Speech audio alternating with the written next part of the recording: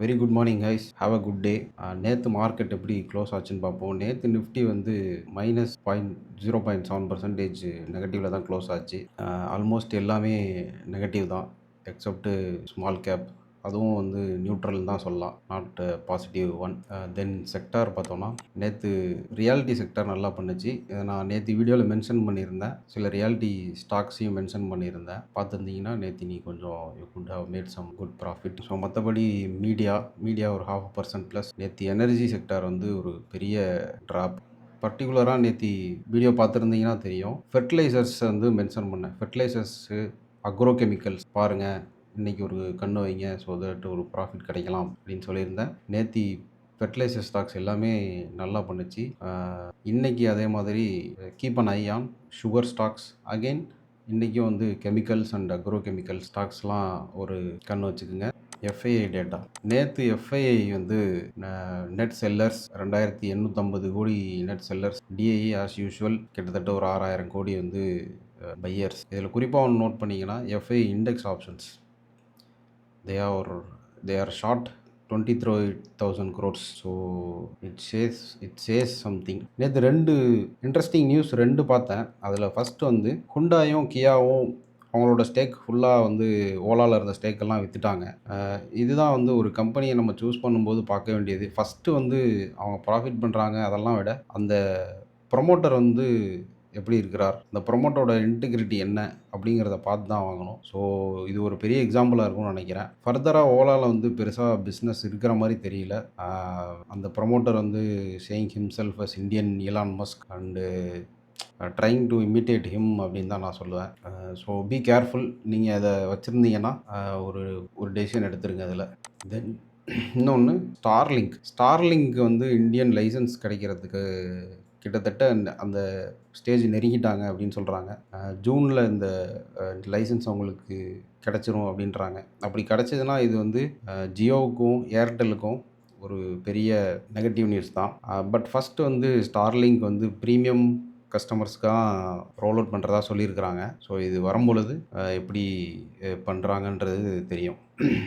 தென் OI data. So again OI டேட்டாவில் பார்த்தோன்னா கிளியராக தெரியுது, திஸ் 25,000 கால் ஓஐ இன்க்ரீஸ் வந்து லைக் இங்கேயோ இருக்குது. ஸோ இந்த 25,000ங்கிறது இன்றைக்குமே பெரிய ஹர்டலாக இருக்கும். 24,800 to 25,000 இதை கிராஸ் பண்ணால் தான் அதுக்கப்புறம் அதுக்கு மேலே இருக்கிற ஹர்டல்லாம் பார்க்க முடியும். So let's go to Nifty chart. நேற்று நம்ம சொல்லியிருந்தோம், இதில் சப்போர்ட் எடுத்து இதுக்கு மேலே போனால் இதை கிராஸ் பண்ணி போகிறதுக்கு புல்லிஷ் மொமெண்டம் இல்லைன்னு சொல்லியிருந்தேன். ஸோ அதே மாதிரி தான் நேற்று வந்து அது ட்ரை பண்ணிச்சு. பட் ஹெவி ரிஜெக்ஷன் இந்த 24,800 to 24,900 லெவல்ஸ் இந்த ரேஞ்சில். ஸோ இது வந்து இந்த ட்ரெண்ட் லைன் ப்ரீச் பண்ணி க்ளோஸ் ஆகியிருக்கு. ஸோ இன்றைக்கி ஃபர்தராக வந்து கீழே போயிட்டு இந்த லோவை ஃபஸ்ட்டு இந்த லோ 24,500ங்கிற லெவலை வந்து ஃபஸ்ட்டு டெஸ்ட் பண்ணோம். தென் இந்த கேப்பை ஃபில் பண்ணுறதுக்கான வாய்ப்பு பிரகாசமாக இருக்குது. பட் குளோபல் மார்க்கெட்ஸ் என்னவாக இருக்குன்னு பார்ப்போம், so that we can come to an idea. So China வந்து 0.5% கிட்டத்தட்ட பாசிட்டிவாக இருக்குது. தென் ஜப்பான் ஒரு 0.2% பாசிட்டிவாக இருக்குது. யூஎஸ் வந்து ஃப்ளாட்டாக இருக்குது. யூஎஸ் எல்லாமே ஃப்ளாட்டு.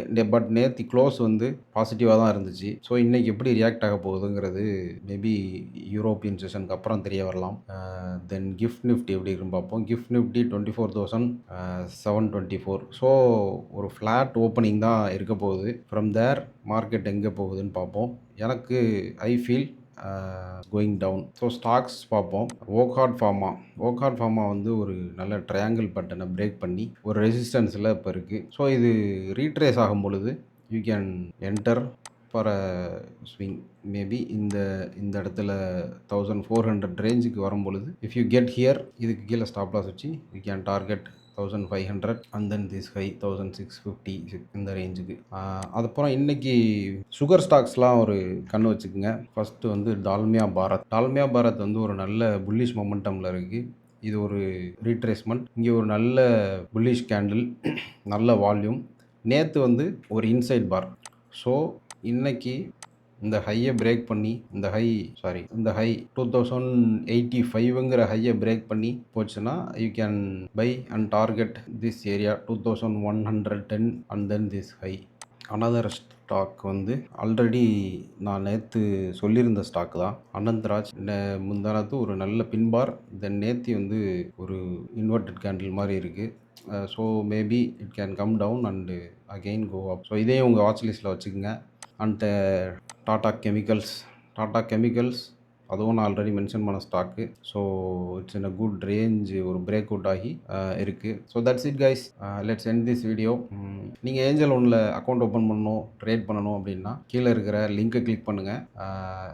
என்னோடய ஃபுல் சப்போர்ட் உங்களுக்கு இருக்கும். ஸோ என்னோடய டெலகிராம் சேனலோட லிங்க்கும் கீழே இருக்குது. Click on that, join the channel. நான் அப்பப்போ அப்டேட்ஸ்லாம் அதில் பண்ணுவேன்.